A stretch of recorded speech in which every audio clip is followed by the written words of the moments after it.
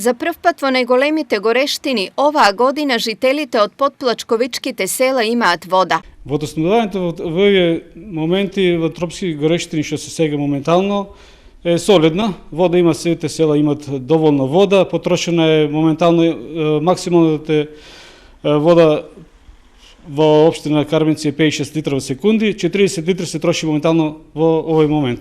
Така да сите села имаат доволно вода, нема проблеми моментално со водата. Горните делови на селата некаде некош немат доволно притисок, углавно се контролира доволно. Присуството на водата низ системот ги изненади и жителите. На вода во овој период тие не се надевале. Имаме вода, сега имаме вода. Да, сега вода имаме. Имаме вода, но вода не е пречка. Попушили вода малку, нема па пушани водата. Решениот долгогодишен проблем има позадина, бидејќи на него е работено неколку месеци досега. Морам да го пофалам директорот на комуналното предпријатие заедно со сите вработени. Тука е вклучен и советот, значи сите советници. Едногласно, значи, даваме максимална поддршка, има залагање од страна на вработените на комуналното предпријатие.